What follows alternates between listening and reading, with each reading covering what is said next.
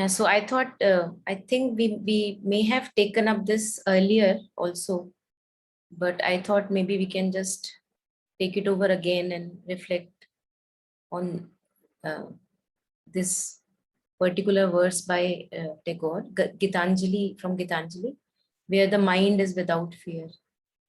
So I think it's very popular also. We have read it, heard it many times. And let us go over it again. I'll just maybe read it out for all of us, and then we'll just take a few moments to pause and reflect upon it. And then we'll share our reflections. Where the mind is without fear and the head is held high, where knowledge is free, where the world has not been broken up into fragments by narrow domestic walls, where words come out from the depth of truth, where tireless striving stretches its arms towards perfection, where the clear stream of reason has not lost its way into the dreary desert sand of habit, dead habit, where the mind is led forward by thee into ever widening thought and action, into that heaven of freedom, my Father, let my country awake. So let's take a pause, and then we can one by one, we can share our reflections, unmute ourselves and share.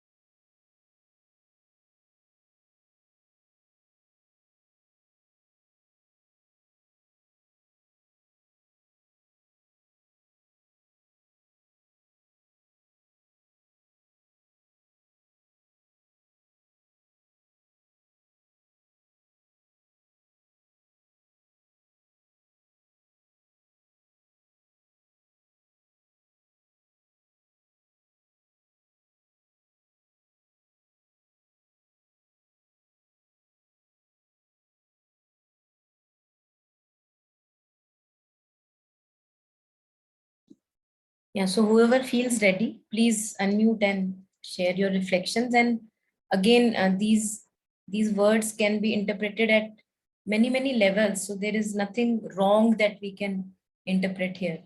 If anything resonates to me in my practical experience, I can take something from here. I think that's worth it. So please share anything that resonates.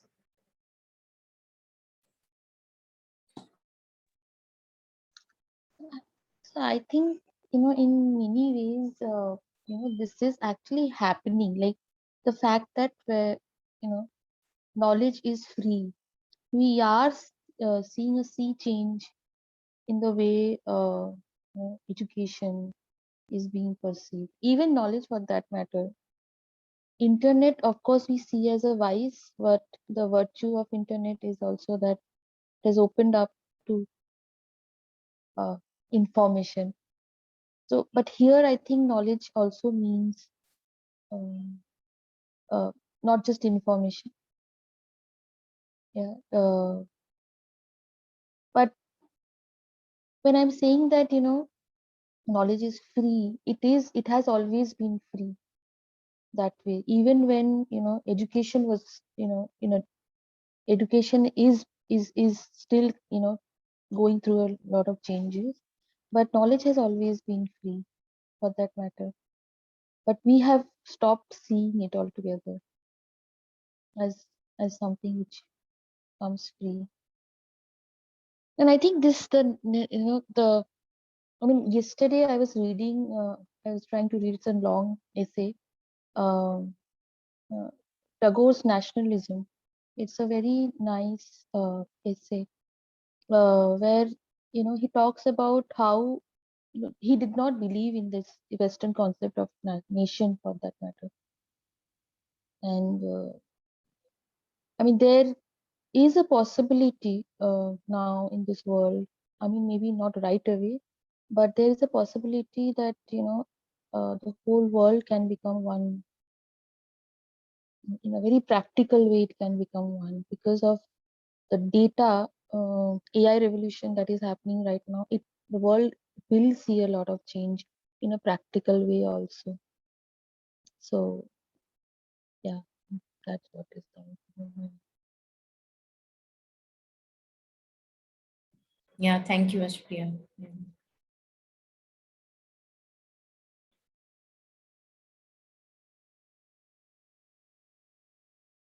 Keep sharing if you have anything more. Anyone, if you want to come again, some other line also resonates.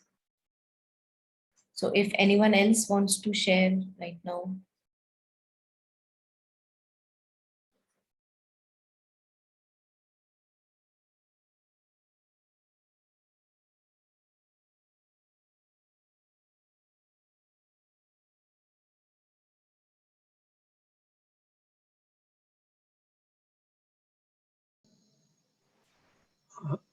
Sorry.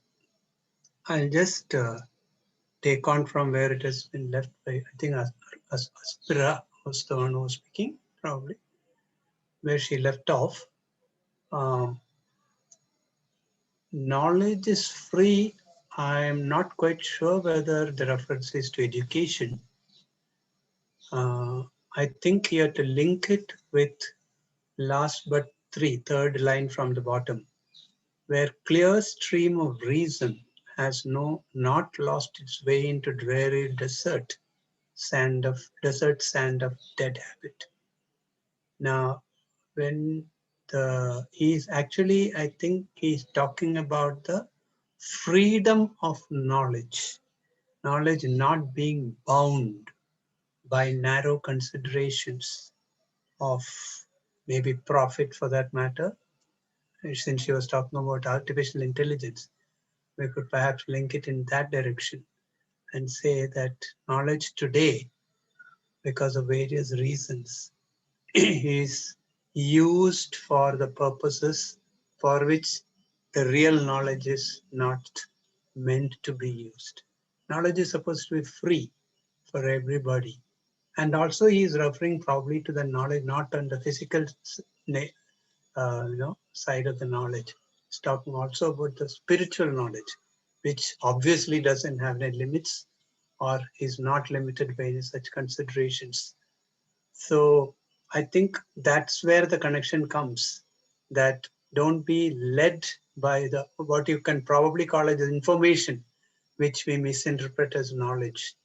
So that distinction, once we make, it would become clearer that is at one level, what she's saying is maybe right, is also hinting at the levels into which the education system might have fallen, etc. But I think it is more direction of thinking in this lines would probably in the direction of the freedom of knowledge per se and how it could get bound by the various considerations. That's why the reference to the dreary desert and dead habits. Thank you. Yeah, thank you, Niji. Yes. Anyone else who wants to maybe share how it connects to my own life? If you can see any, even if a line or two resonates at the moment, that would be enough. Yes, Geeta ji. Yeah, I also agree with the knowledge. I mean, knowledge is not the academic knowledge, and as they say, knowledge may seek you, but wisdom must be sought. So probably he was talking about that.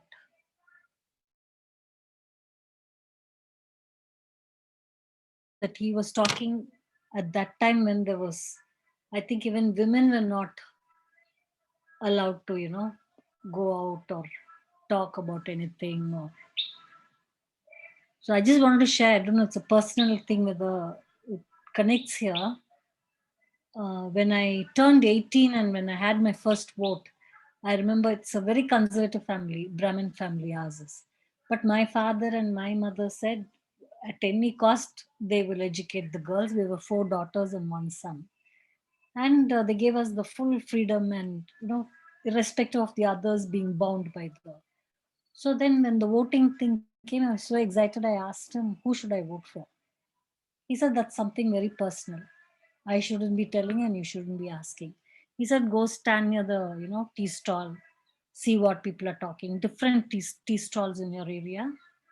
He said, sit. And when I used to go there, people used to kind of, because I've never seen anyone with a half sari going and sitting near, with the men. And so just that it resonated that my father had this, and he was a great fan of Tagore ji. So probably that gave him the strength to let the girls do whatever we wanted to do. Yeah, beautiful. Yeah, thank you for sharing. Yeah, Swapna, you wanted to share? Yeah, Aspriya, please go ahead. Yeah. I think at a different level also, if I mean immediately the reaction was that I could connect it to things which which matter right now to me in a way, but also the fact that there are certain words which actually interconnect, like freedom, truth, perfection, clarity, ever widening, you know all awakening. See, I mean, these things are so beautifully connected in this, uh, you know I mean, this is such an inspiring poem. Like, of course we all have heard this n number of times, but each time that we read it, it is always inspiring. That is the, I think, that is how Tagore is actually.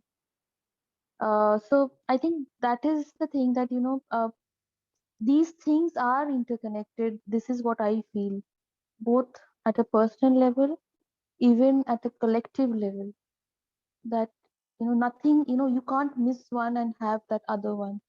So knowledge in the true sense is connected with freedom, and that is connected to perfection, like the way we know perfection in your English philosophy, and truth also. And I think that is something which I see now. Yeah, that's beautiful. Absolutely with you. Yeah. Love, courage, freedom, knowledge, ever widening thought. Absolutely. They're all connected. Yeah. And we see this through our own personal experiences also. We experience this interconnection, that they cannot be separate. Yeah. They cannot be separate, and Yeah. in this, not being separate, we actually find that freedom. Like, without all of these, I think we really cannot be free. And since yesterday was Independence Day, I think this probably, we can see that light, that I mean, freedom for that matter cannot be disconnected with our truth. I think that is Beautiful. Yeah. Yeah. Absolutely. Absolutely. Yeah.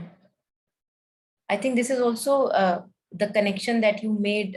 Whenever like this self-discovery, or when we talk about connecting deeply with our inner guidance, inner truth, that the moment we have a touch with our inner truth, it gives us a lot of independence. It gives us all the power back, which we had earlier given away to other people, situations. it gives us a lot of courage to walk on the path. And it also brings more love in the being. So as you were saying, all of this absolutely beautifully connects with each other. Yeah. I think the other day I was speaking to someone about love, Yeah. and then we were saying that what is love? Like, what is the biggest manifestation of love? I think it is about freedom. What else is love? To in every way I'm talking, I'm saying it's about that freedom. Yeah. Yeah. Even when it goes even beyond life, that is freedom. Yeah. Even death even cannot, that the whole thing, that death will not, we can go beyond death. That Beautiful. is, Beautiful. Yeah. Yeah. Beautiful. I think it's such a false notion of love, mostly what we get from movies, etc. That if you love a person, you would possess him, you would want to, mm, just keep him around you. And that's mm, such a false notion, because that's what we find ourselves doing in our own relationships. And we suffer yeah, because of that. yeah, And yeah, slowly we realize that if I truly love myself and the other person, would I mm, really curb the freedom of the other one and curb the blossoming of the other person and myself? And mm, that cannot be really called as love, but possession. Yeah. yeah, Yeah. And what Geeta ji was just sharing, that her father did not impose any, that okay, exactly, I like yeah, this or that. You just go out and explore and you decide what you want to do. yeah, yeah. Beautiful. Yeah, beautiful. Yeah. Yeah. Yeah. Anyone else? Anyone else if you want to share? Yeah, I was thinking for me, can you hear me okay? Yes, yes. Yeah.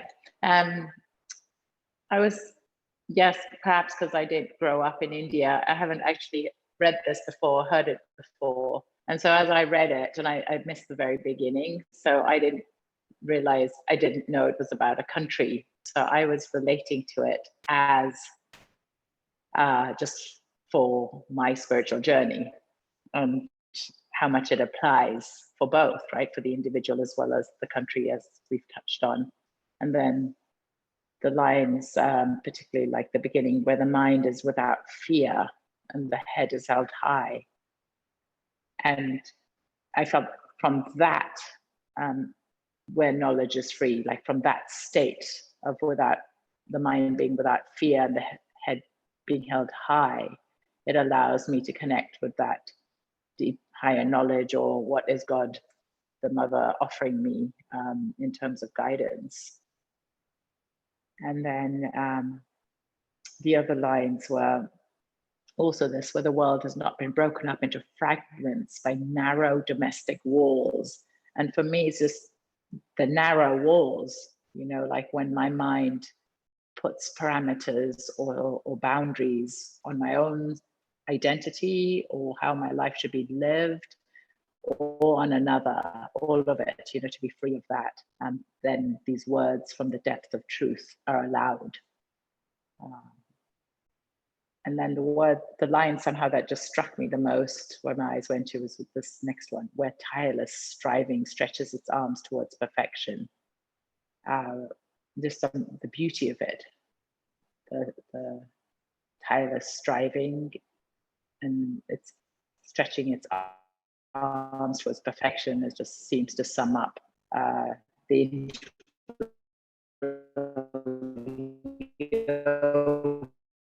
Yeah, your voice, Swapna, your voice is cracking. Swapna? liken it to maybe any yoga, but the integral yoga particularly, about that inner psychological perfection. Yeah. And let me try if I just change my moment.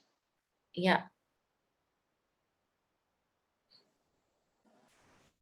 Is this any better?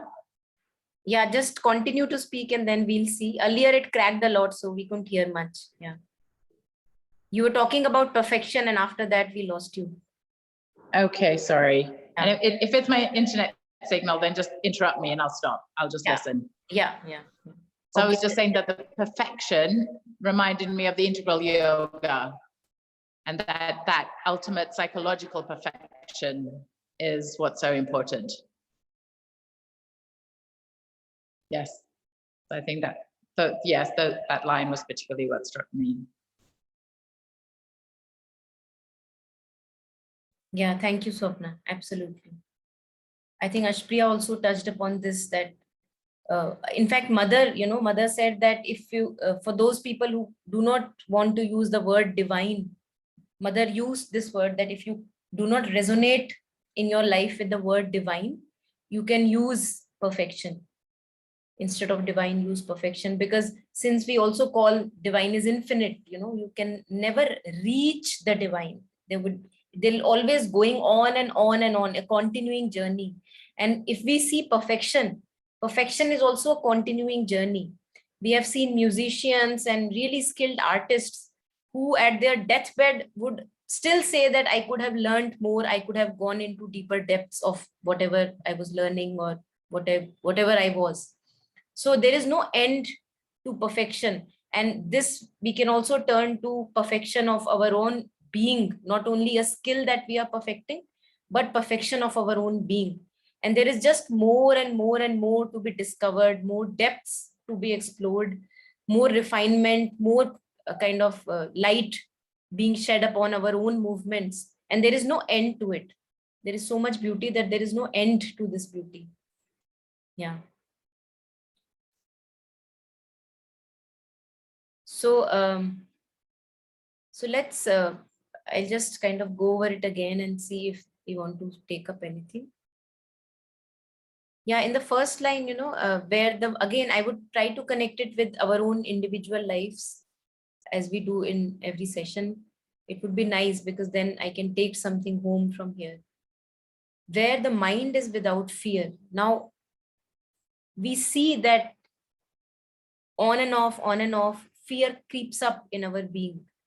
And what is the fear about? It may be fear of losing someone, fear of losing an image that I have, fear of losing respect, maybe fear of losing the life, the mortal life that we have, a fear of not being well, fear of what will other people say about me, all this the respect that we get from others. So in that fear, when we live in that fear, we compromise, I believe, on our living. What will others think of me? Always asking or seeking approvals from others about our own selves. And that compromises the living. We cannot really live the life that we want to live. Because every time the attention goes to what will people think, what will that person think about me, what will this person think about me? And in that, it's almost a life half lived. And then he says that if you really want to live life, again, talking about just my reflections on it, if I really want to live with my head held high, that I don't have to seek anyone's approval for the kind of life I live, then the mind has to be without fear. It's not that I would continue to please others, continue to have the focus on others, and my head should also be up and held up high. Where the knowledge is free, I think you guys have already explored it beautifully. The knowledge is free. And again, referring to self-knowledge also, which is free actually. Self-knowledge is free. We don't need any particular system of education or giving a lot of money for self-education. It is always available right here 24/7 whenever we decide to turn within the being. Where the world has not been broken up into fragments by narrow domestic walls. I think all this kind of business of main and mera, the four people in my life matter the most, and rest everything can go to garbage. Or not four, maybe 20, maybe 50. So if whatever is related to me, whatever I see it in connection mostly with my bodily form, that my blood relations, my relatives, my spouse, my children. And that actually creates a lot of torture, because if I have so much of minus in my life, then whatever I consider as not mine, I cannot be really kind to that. So as if I have created a parting that, okay, this is the 4 walls of my house, and these are the 4 people concerned who I'm going to live for and take care of all my life. And rest everything, even if whatever happens to them, I don't really bother. And this is what breeds insensitivity. This attachment to me, my body, my bodily relations, as if there is a bouquet that I'm connected to, and rest everything is not mine, not mine. But we see that everything is connected.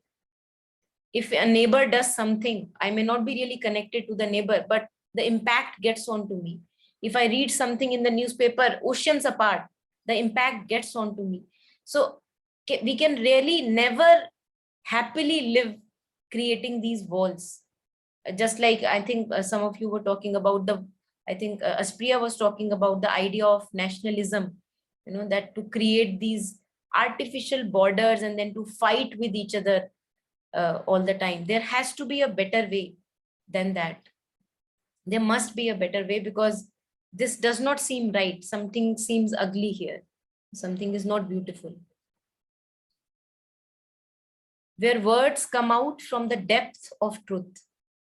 Now, if I am not deeply connected to my own self, if I'm not slow enough in my life, it is not possible that my words come out of depth of my heart or truth. So I think for this, we need a lot of slowing down, and that slowing down does not necessarily has to come when I age old. Not that slowing down, that will come naturally. But even in my youth, can I connect deeply with myself so that whatever I speak, whatever my actions are, they're actually coming out of truth. And for that, I need a lot of slowing down and also a lot of reflection in my life. Looking at my own movements, looking at my own speech, actions, behaviors, patterns. Am I ready for that introspection? And then when I'm ready, then I can, Mother and Sri Aurobindo say that only when you become conscious of your inner movements, can you even think of perfection or mastering yourself. So the line after that, where tireless striving stretches its arms towards perfection. So the moment I turn the microscopic view within my being, I look at my own patterns of behavior, I look at my own inner movements, all the movements of anger, jealousy, hate, pride, everything. Then in that looking, something beautiful can happen. In that looking, slowly self-mastery or perfection can be worked out, but not before this conscious looking. And this looking towards myself and looking at my own movements, organizing them, sorting them, overcoming what has to be overcome, transforming what has to be transformed. I think that itself is so beautiful. The path itself is so beautiful that I'm not looking to some future that will come for me. So usually we always look at future. Okay, I do this job and what will I get through this job? But this path is so beautiful, looking at my own self, my own movements, that this looking within itself is joy. So I'm not looking for something in future that will come and make me more fulfilled and content. Where the clear stream of reason has not lost its way into the dreary desert sand of dead habit.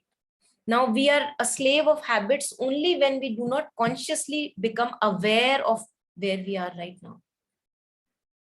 No habit which is unnecessary can stand an eye which is looking within. It's just that mostly our focus is so outward, owing to our senses. The focus is so outward that rarely I'm conscious of my own inner habits and inner patterns.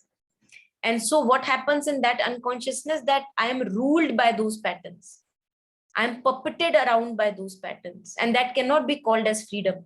The first line that he starts with, that cannot be called as freedom. I am puppeted around. I am a slave of my own habits. I am a slave of my own opinions and rigidities. So if I'm not supple in myself, if I'm not open, receptive, and this inward eye turned within, then I cannot even talk of freedom. Where the mind is led forward by thee into ever widening thought and action. Sri Aurobindo says that whenever we talk of truth, vastness comes entangled with truth. So he talks, in Upanishads and Vedas, there is this mention of Satyam, Ritam, and Brihat. Satyam is the manifestation of truth. Brihat is the vastness that comes with truth, and Ritam is the right action. And they say that all of this goes together. So wherever the truth will want to manifest, there has to be a wideness, a suppleness in the movement. And there only a right action can be. So if I am just, what Swapna was touching upon, if I'm just entangled in my narrow opinions and rigidity, I can be sure that I'm not with truth, but falsehood. That this is how this should happen, this is how this should happen, and no other way. I'm not going to open myself up. And it's for me to recognize where I am doing that. It's not for me to point out to anyone else, but for me, for myself to recognize where do I fall into a trap of mental opinions and rigidities. And can I become more supple and flexible and wide into that heaven of freedom?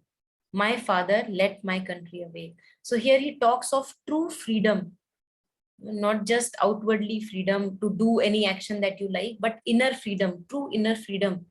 And he also calls it heaven of freedom. And definitely goes with it that where freedom is not, we create a hell for ourselves.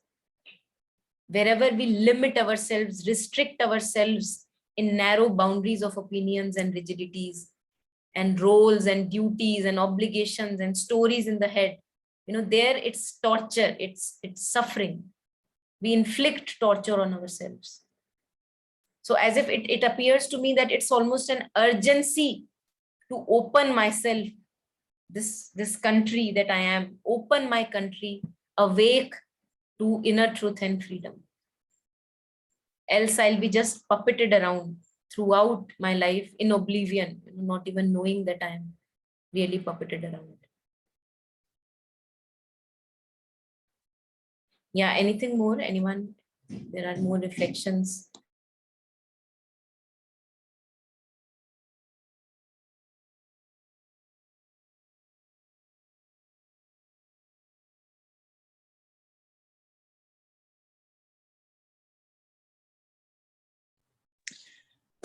What struck me also just now is how the first line has the fear aspect and then the last line with freedom. And I relate to it especially because I've been noticing since like yesterday evening to this morning, there's a situation, it is about fear of loss. I realized what it was about, and seeing that absolutely, if I get really still with it, even the thing I fear losing the most, and face it, like facing the monster under the bed, then there's this heaven of freedom.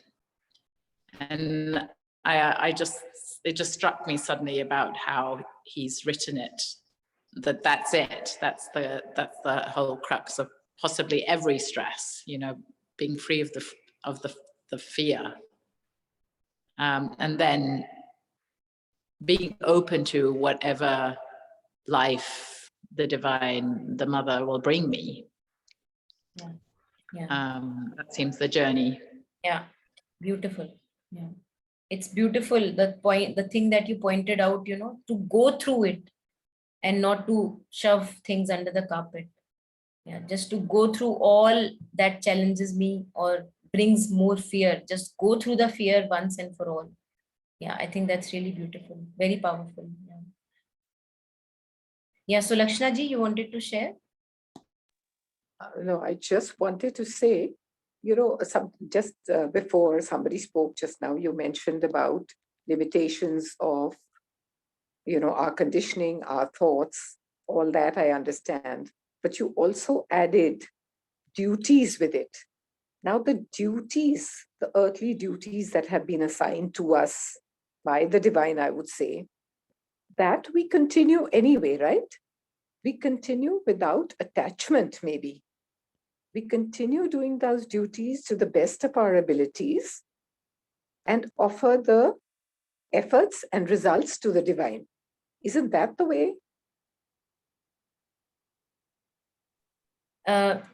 Yes, absolutely with you, Sulakshana ji. So what I was trying to point at is, for example, I remember my own journey when I was married, and I got married in the beginning of the phase. And again, whenever we get married, it's a first experience for us, and we don't know what all is coming along with the marriage.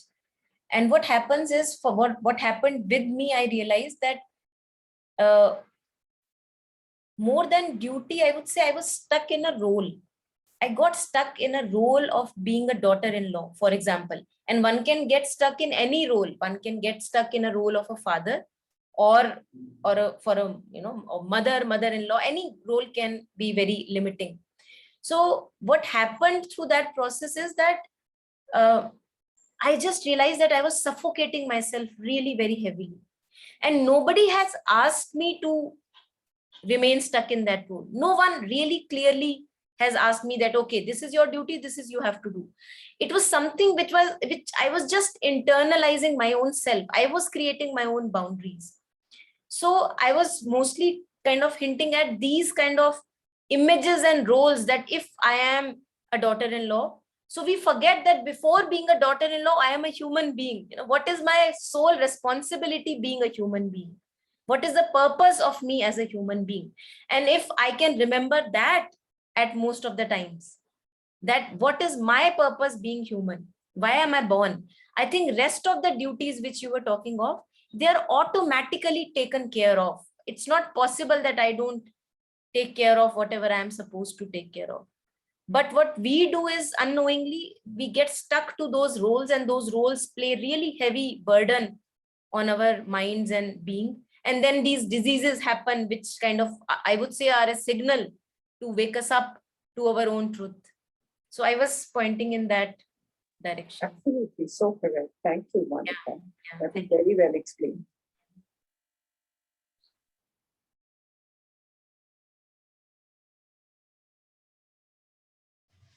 Monica, the other line that struck me is, again, very aligned with the yoga, is where the clear stream of reason has lost its way into the dreary desert sand of dead habit. I mean, I think that's so beautiful in the sense that, to me, this clear stream of reason is the mind,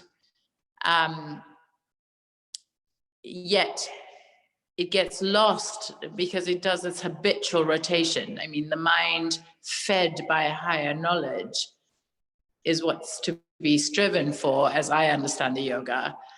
And yet this, to be reminded this, it gets lost if there's just the dead habit of looking at things, of doing things, of the vital or the ego's habits, all those things. And just the importance, and sometimes the hard work, and that's where I think the tireless striving comes in, from the line above, of the hard work of going through, like, the way I see things, the way I hold on to things, and allow a clearer stream of reason to shine through. It's tough. Oh, I'm experiencing it's tough since yesterday to today, because I'm not quite yet free. So, yeah. Yeah, beautiful. Yeah, absolutely. Why I think we stop to question as adults as we grow up. Somehow kids are so inquisitive. Kids just question about everything on the world. Every little thing they just have to question: why, how, what, for what reason. But as we grow adults, we somehow lose this habit of questioning, and not really questioning only others around us. That also can be questioned, but also questioning my own self and my own habits, that why should I do that, and Why am I stuck in this, for example, pattern? What is it? What is the benefit that it is giving me? So we just stop to question on the way. And there we lose this clear stream of reason, that even if we look at our habits and we follow a logical analysis that, okay, I am doing this for 20 years. Now, just because I'm doing it for 20 years, is that a good reason enough to follow this if it's harming me if it's continuing to harm me? So even if we logically, rationally, we look at our own habits and patterns, we will see that we are carrying so much on ourselves, which is absolutely not required. So Mother and Sri Aurobindo, they also talk about reason in the sense that so long as the soul has not taken step forward, so long as the soul is still masked, the psychic is still masked, reason has to be the master, because that keeps us at least away from the dead patterns and impulses, because it can question, it can interrogate, it can reason out things. And that is much better a tool than following just instincts and impulses. That's what Sri Aurobindo and Mother says, before the psychic or the soul has come forward. But once the inner guidance has stepped forward, and which we would not be asking people that, do you think my inner guidance has stepped forward? It's just something that we know. We won't be asking people then. So once the inner guidance has stepped forward, then reason becomes a slave of that inner guidance. So this, I think we lose this capacity of questioning ourselves, our own patterns, our own tendencies, the maybe roles we have been playing for past 20, 25 years. Just because for 25 years I have been doing, it does not make it right. So if right now I have a knowledge and an understanding that in 26th year of my same repeated pattern, I realize that it's not serving me well, and it had not been serving me well, but earlier I could not know, and now I know that how much of torture it causes me. Immediately I have the possibility to drop it off, to shed the burden. But then so many things are there that we don't really do that. We rarely do that. It requires a lot of courage, because then what will people think about it? That for 25 years I was a mad woman or mad person. 25 years I was fooling myself. But I don't see that, okay, 25 years I may be fooling myself, but now whatever is remaining, at least now I can do my whatever appears right to me. So it's really crazy how we, in what myriad number of ways we keep on fooling ourselves and keep ourselves away from the light of truth, even when we may know it, just to protect some or the other image in my own mind or maybe outside.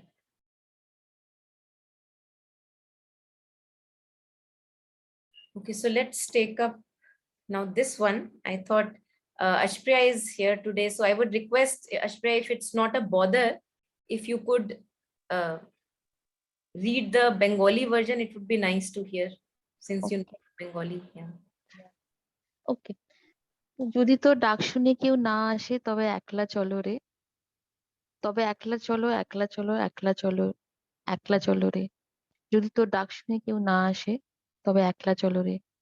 যদি কেউ কথা না কয়, ওরে ও অভাগা, কেউ কথা না কয়। যদি সবাই থাকে মুখ ফিরায়ে, সবাই থাকে, সবাই করে ভয়। যদি সবাই থাকে মুখ ফিরায়ে, সবাই করে ভয়, তবে পরাণ খুলে ও তুই মুখ ফুটে তোর মনের কথা একলা বলো রে। যদি সবাই ফিরে যায়, ওরে ও অভাগা, সবাই ফিরে যায়। যদি গহন পথে যাবার কালে কেউ ফিরে না চায়, যদি গহন পথে যাবার কালে কেউ ফিরে না চায়, তবে পথের কাঁটা ও ও তুই রক্ত মাখা চরণ তলে একলা দলরে। যদি তোর ডাক শুনে কেউ না আসে তবে একলা চলো রে। যদি আলো না ধরে, ওরে ও অভাগা, যদি ঝড় বাদলে আধার রাতে দুয়ার দেয় ঘরে, তবে বজ বজ বজ্রানলে আপন বুকের পরাণ জ্বালিয়ে নিয়ে একলা চলো রে। যদি তোর ডাক শুনে কেউ না আসে তবে একলা চলো রে। Yeah, Yeah, the Bengali. Thank you. Would you like to read the English version also? Then we can, Yeah, yeah. yeah. If there is no one responding to your call, then go on all alone. If no one speaks to you, don't think you are unfortunate. If no one speaks to you, if everyone turns away, if everyone fears to speak, then with an open heart, without hesitation, speak your mind alone. If everyone walks away, oh unlucky one, if everyone walks away, if no one looks but towards the unpredictable path, then with thorn pricked on the path, bloodied feet, walk alone. If no one heeds your call, then walk alone. If no one shines a light on the path, O unlucky one. If the dark night brings thunder and storm at the door, then let the lightning ignite the light in you alone to shine on the path. If no one heeds your call, then walk alone. Yeah, thank you so much, Ashwin. So let us take a pause and then we'll share our reflections.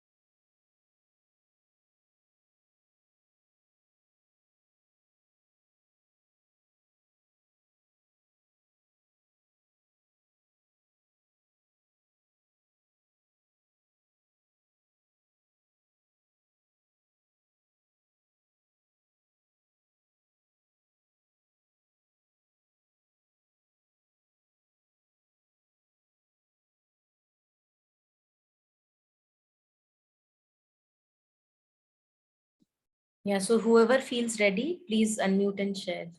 Whatever, if, even if a few lines are resonating, not everything, that's also okay. Whatever you want to share.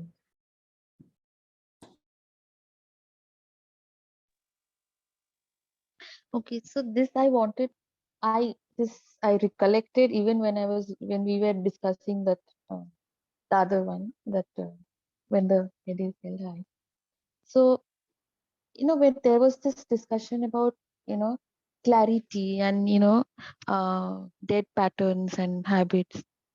So this is from my own experience. I'm saying that as someone who from the very childhood, since the time I have come to sense, Sri Aurobindo and mother was a part of my life because of the fact that my parents were heavily. Uh, but what I think at some point I started realizing that I am just following. This is this is not really coming from within. So, for example, like from my very childhood, I had to go to playground meditation. I had to go to ashram. Those are like those went on and on and on. There was a period like when, because I mean we were talking about reasoning, right? There was a period when I had become totally aesthetic, sorry, totally non-believer of God. you know I believed that it is only about this world, and you know to that extent.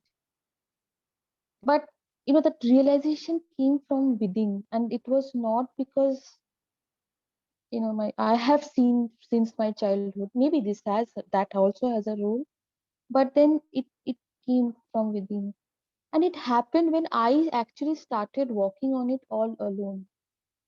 you know I mean, even in a practical way, when I came out of my house, I started living alone. A lot of things which I realized on my own, probably wouldn't have happened if I would have just followed.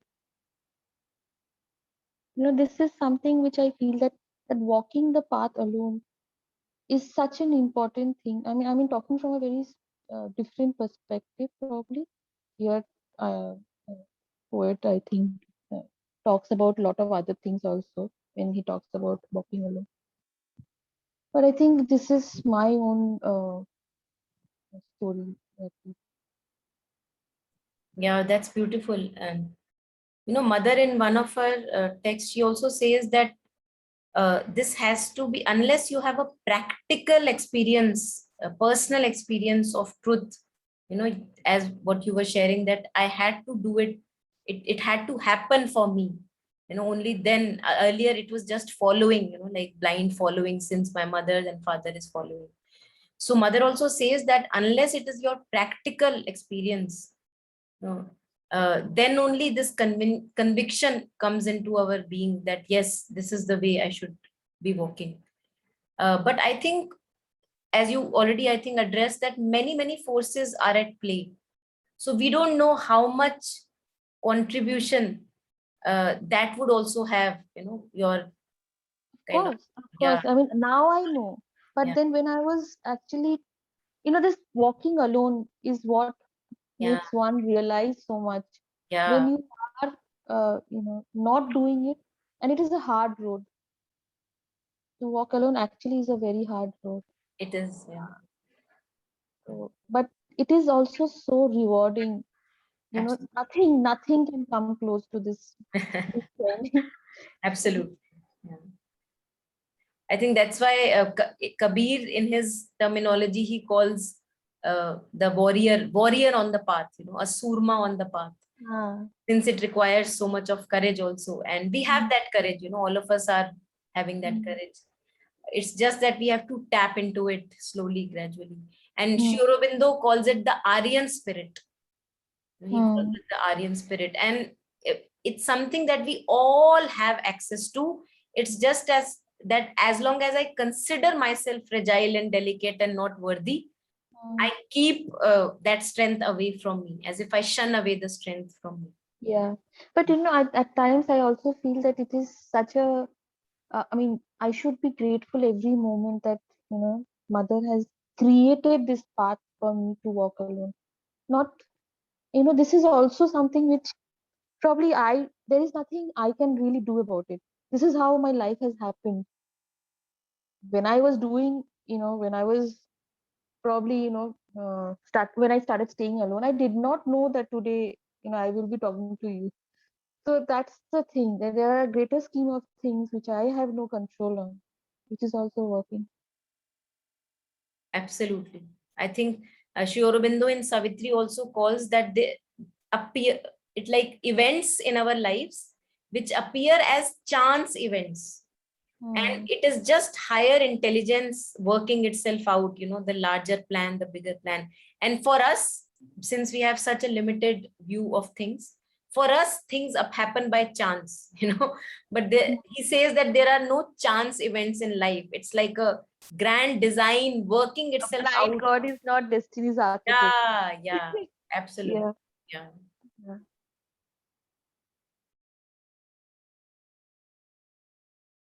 yeah. Yeah, anyone else? Reflections?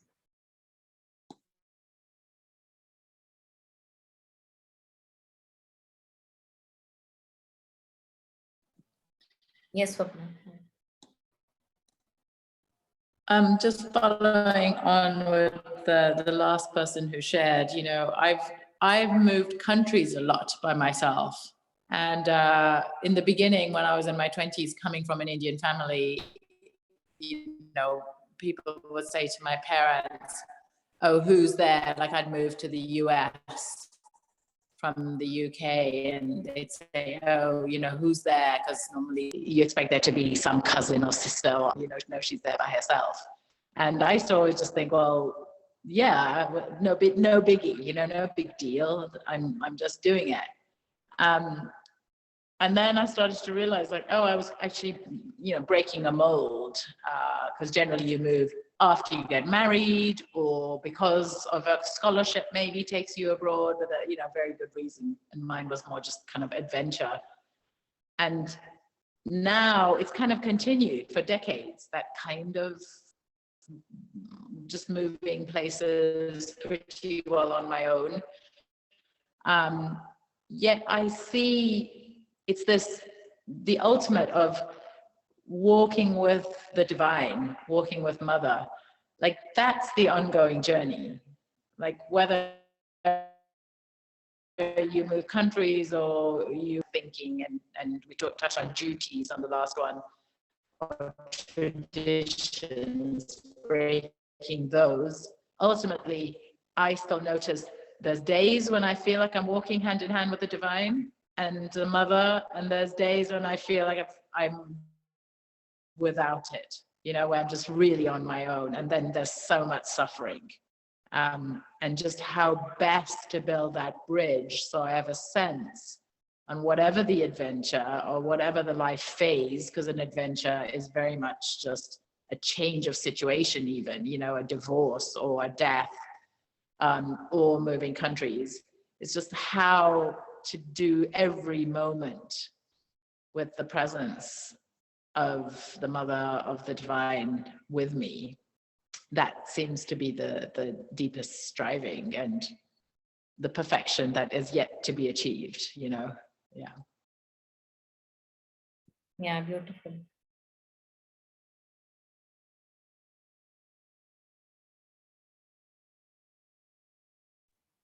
Mm. Yeah. So the first verse where Rabindranath Tagore ji had said, when the mind is without fear, Yeah. you know, I feel it's both of them are so beautifully connected, this one and that, because it's actually us within. You know, the mind, that is what has to be without fear. Outwardly, whatever is happening in our lives. We don't necessarily have to be alone. We don't necessarily have to do everything alone. But within ourselves, if we are on our own with the divine, you know, understanding or feeling, resonating with the fact that the divine is within us, I think then fearlessness is just a very natural state. It just happens because then you feel that you are so in love, you know, with the divine, that nothing else matters. Everything will happen, everything will continue. But like Kabir himself said, you know, Prem gali ati sakari jame dona samay. So in any case, one has to be alone. I'm not talking of the outward journey. Outward, in any case, whatever jo saath aayega, so aayega. Whatever is happening. But I think internally, what Tagore says, you know, the mind without the fear has to be without the fear. So you're alone anyway inside. That's all I just want to share. Yeah, beautiful. Yes.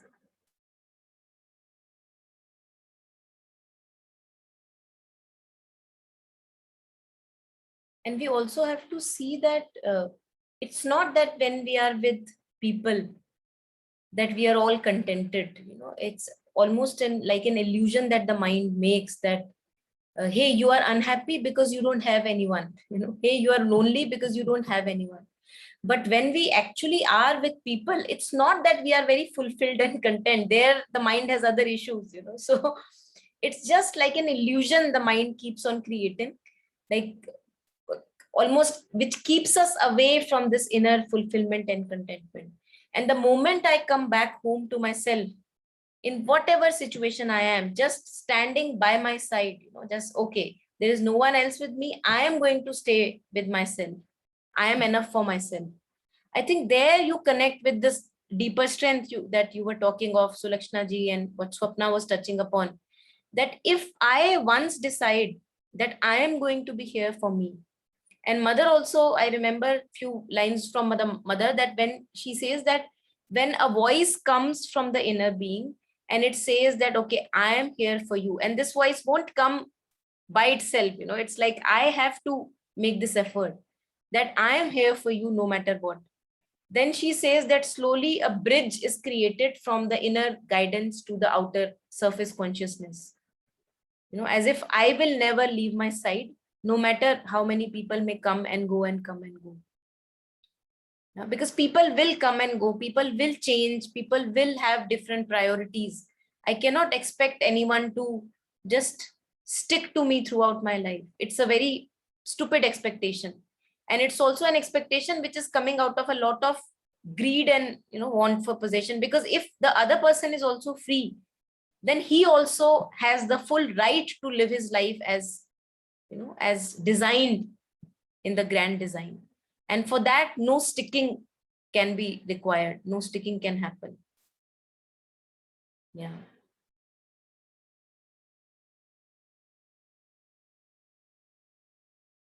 Yeah. So anyone else who wants to share reflections on this?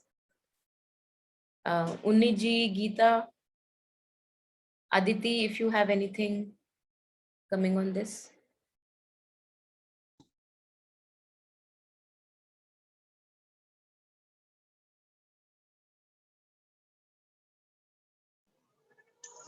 Sorry. I was just thinking again, linking the previous one as Selection was saying, and this. Now, one question that suddenly popped up in mind, I don't have an answer for that directly, some thoughts only. But what is this mind? We all talk about mind. What is it? Where is it? Now, one way perhaps of looking at it, that may not be the only way, is to be aware. Now, it's another question how you become aware, but leave that aside for a moment.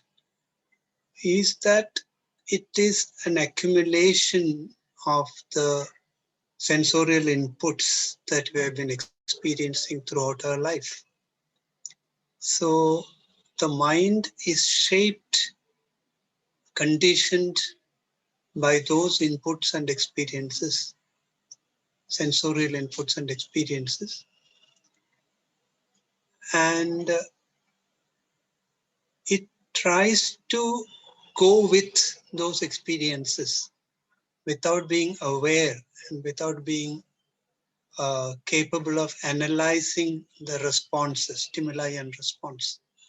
Now, if we were able to put that together and understand that ultimately it is my singular self, that is I myself, will have to understand what these stimuli are, what these experiences are, and then develop this ability to walk alone to that freedom which he referred to in the previous one. That brings it together. So that concept of being aware, to become aware of those conditioning experiences and to be free of that and go on to what one might call as the absolute freedom is what these two poems together would probably tell us. That's only one way of looking at it. I'm not quite sure. It just struck me so that I thought I'd put it on the table. Thank you. Yeah, thank you, Unniji. Thank you. Yes. To become conscious of one's movements, one's patterns, conditioning. Absolutely.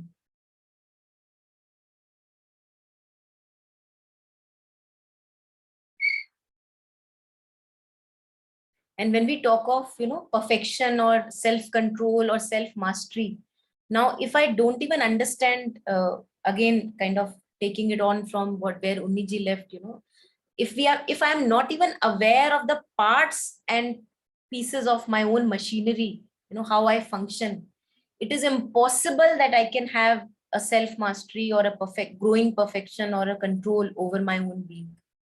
So we see that in our life, we want to have control over things.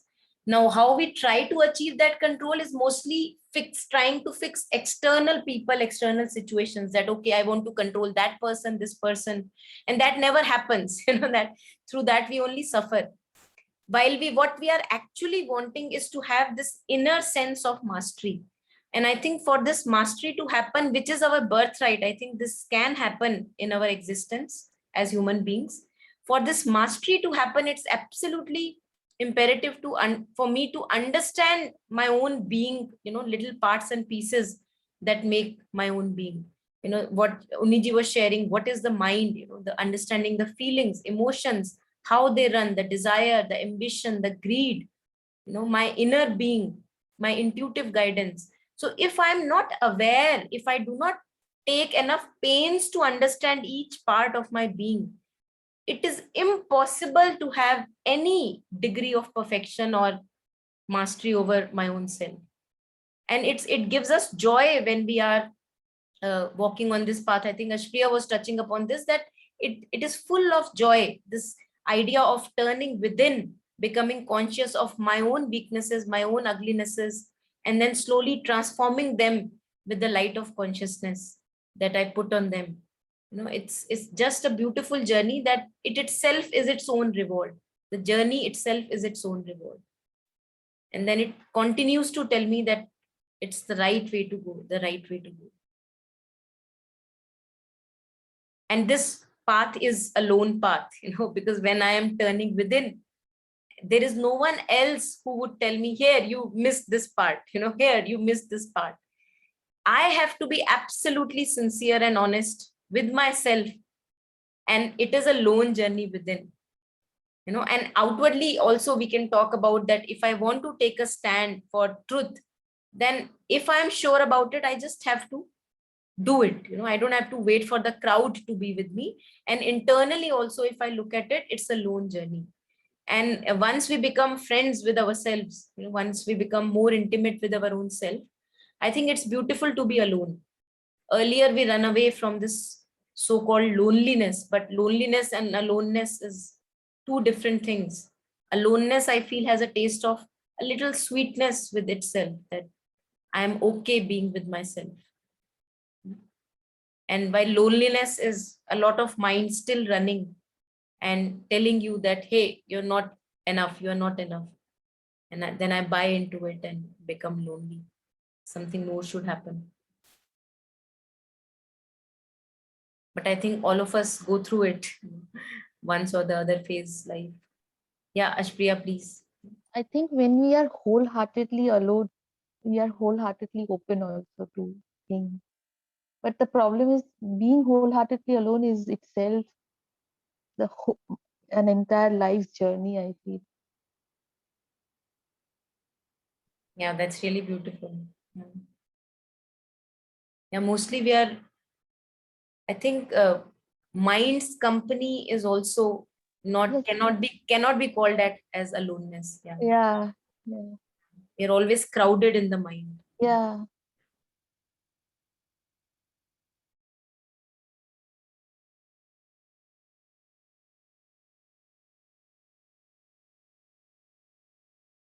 Yeah, anyone else? We have maybe last few minutes left. Any reflections? Those of us who have not shared on this one, if you have any reflections coming up. Yes, Geeta ji. I'm also seeing a beautiful connection. Initially, after that, when this came in, I never saw any connection between the two. But now I'm really seeing, unless your mind is free, you cannot do what, this poem talks about. And unless you grow out of all the conditioning, like you were telling. And yeah, it's really beautiful. I thought of something and just, and as they say, the universe is in you and you are part of the universe. You don't need anything and search within yourself for any answer. And in that, I think Mother talks about this in that, cells, that every cell will respond to your call. And so, yeah, it's too deep, both the connection, both the points. If you set aside that, okay, it was written during the freedom movement, but it's so true for our lives also. And as they say, those are slaves who dare not deal right with 2 or 3. So beautiful things. Yeah. Yeah.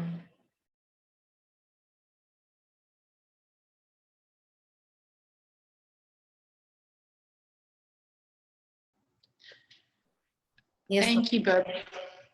Thank you both for pointing out about the mind and being empty. I hadn't quite made that connection, but it's really struck me how yes, the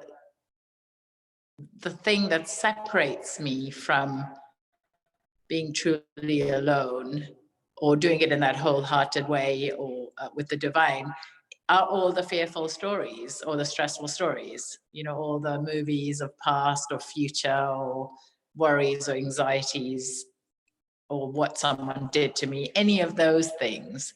And to drop those, moment to moment, this is what was reminded that seems the most,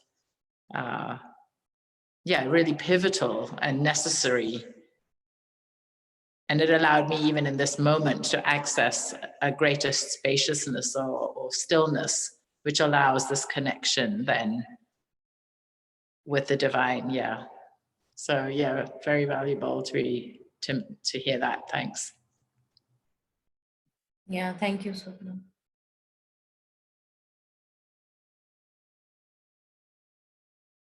It seems to me that we just keep on, as if we are a wall builder, we are a bricklayer, and we keep on laying this brick wall in our life again and again in our ignorance. So as if the sun is right here, forever luminous, always present. And while I am busy, not with the sun, but how can I block the rays of sun, in my own ignorance? Again, I don't want to do that. But since we are born in forgetfulness and ignorance, we keep on, as if I feel that we keep on creating these walls against our own inner sun, and then we blame others that maybe others have done too much to me, while we don't realize that how much of a barrier we become to that inner illumination. Just by creating these walls through my mind and images and stories in the head, it's like this thicker wall becomes created, and all the light now cannot really pass through. And then I complain about the darkness. And all that we have to do again and again, I think many people pointed out today, that looking within towards my own inner movements, inner thoughts, feelings, sensations, what am I doing really creating this wall? And this looking within itself takes care of the wall, whether to shatter it or understand it or dissolve it. I think we don't have to put a hammer on it. Just this looking within does the right action. So I think this capacity of looking within that we have as human beings, it's something really very, very special, which we maybe not really truly use. Yeah. Yes, Gaurav, you want to share? Yeah, I was just thinking the fact that we come alone in this world and leave this world alone is kind of nature's way of telling us, and all this companionship that we seek while being here, it's just out of this social fabric that the society has built up. And if we learn to walk alone, then we are free from the baggage of all the expectations, and then I think the truth would be much more. Yeah, thank you, Gaurav. Yeah.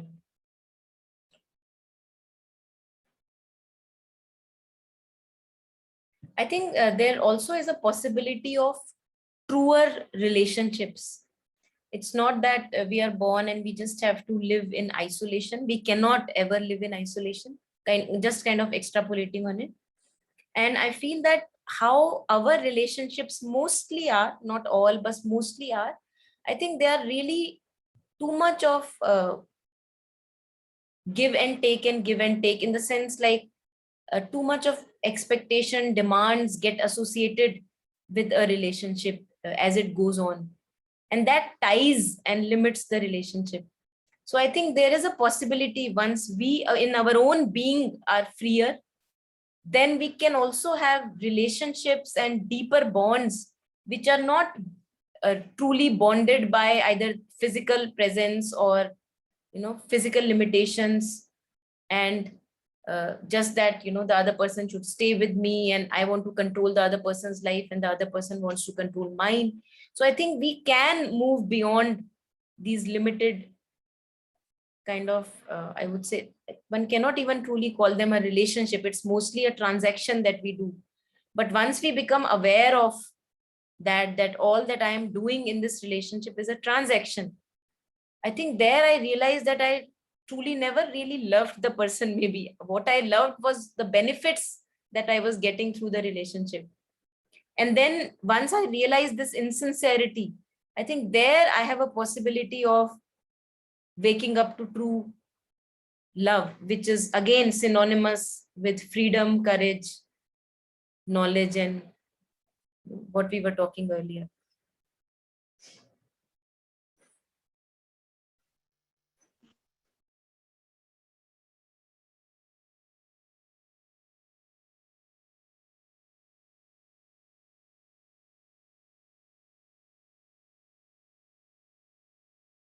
And also this need for yes, Geeta ji, please go ahead. I was just So true that you're talking about, like it's almost like a trade.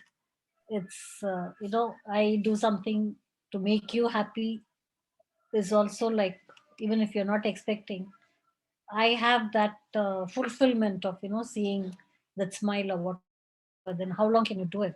Only to a certain extent, especially in a marriage if it's arranged and, there's no two totally different people coming together. But then I was just thinking when we said trade, we trade with God also, We say, I'll do this puja or this homa, do this. So I guess we have to come, at least I have to come a long way. It's opening my eyes to this, that let it not be like a trade. Very truly said. That's beautiful. Yeah. Let it not be like a trade. Even the approach to the divine. Yeah. I think slowly it would be so beautiful if there is no expectation, because we start from expectations in relationships, worldly relationships, we are expecting all the time. Now, since we keep on banging our head on the walls again and again in those relationships and we don't really get the happiness or fulfillment, we turn to spirituality. Mostly that is how we turn. And then there also the game continues, that again expecting from the divine, as you were saying, continuing the trade, that now that I am devoted to you, at least now take care of me, at least now take care of me in my opinion, what I think is right for me. And slowly, I think if we have this growing presence within us or growing communion with higher intelligence or with our own higher self, just the presence is enough. Now we are so much content with the feet of the Lord, say it your own self, say it the higher intelligence, give it any name. Just the feet of the Lord, they are so much enough that why would I desire for something more from this world? Because if I'm still desiring from something more from this world, it means that the feet of Lord are not enough, not really enough. And it's a shame. It's a shame that if the feet of Lord are not really. Alexa, stop. I don't know, maybe I took her name. So yeah, so it's really crazy how we and we think that we are in touch with the divine, we are in communion with the divine. But is that true? I think I would doubt it, because if I'm truly in communion with the divine, I think that's the end of my continuing being a beggar in my life. Again, Kabir says, चाहा गई चिंता मिटी मनवा बेपरवाह, जिनको कुछ नहीं चाहिए वो शाहन के Shah. And it's not before I get deeply in communion with the higher self, my own self, higher intelligence, divine, feet of the Lord, take any name.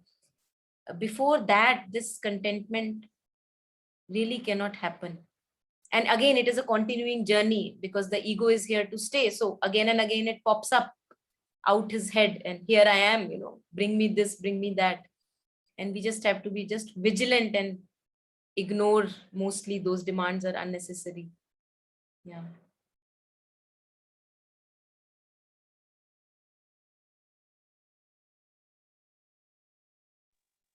There is a beautiful song by Tagore called Majhe Majhe Toro Dekha Pai, Chirodin Keno Pai Na, which basically means that why do I get a glimpse of yours?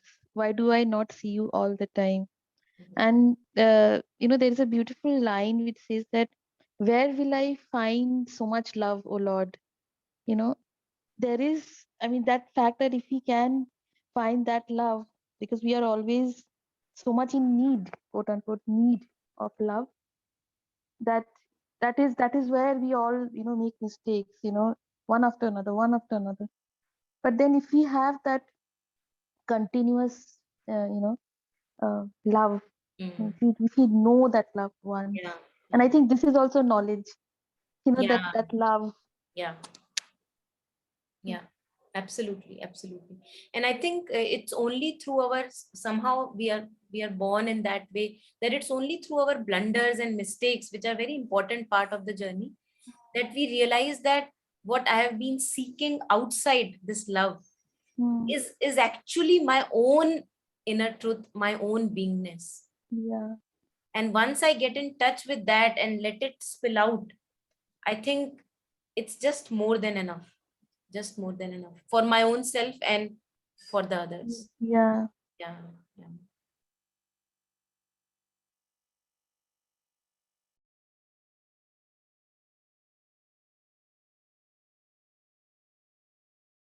Okay, so anything else? Anyone, any more reflections to share? Aditi, Gaurav, if you have anything you haven't shared. Yes, Aditi, would you like to share? No, I'm good, Monica. I'm just taking it in. So thank you. Yeah.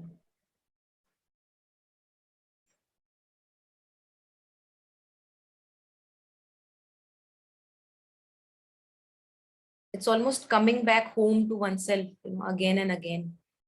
Because since we are born with these senses, we keep on as if we are thrown away from our own self again and again. Although I can never be really away from my own self, but in my imagination, as if we are thrown away from our own self. And and again, it seems to me that it's a journey back home. Every moment, a journey back home. And I would know it, when I'm really truly home. I sense the contentment. I sense this inner joy which has no reason. It's not that externally something has been fulfilled and only that makes me happy.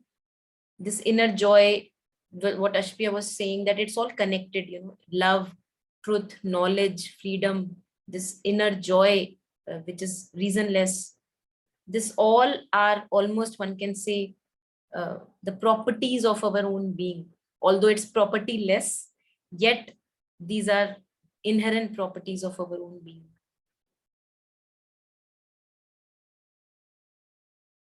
So I think we can end it here also. I have a session to attend at 5. That's why I requested you to change it. I think next week we'll keep it at 4 only, hopefully. Yeah, so thank you everyone. Thank you for joining and sharing your reflections and listening to each other. Yeah. Bye-bye. Thank you so much. Thank you. Thank you. Thank you. look forward Bye. for Mondays and Thursdays. Yeah. And when you cancel, you feel, something is missing. Thank Thank you. Bye-bye. Thank you, everyone. Bye, everyone.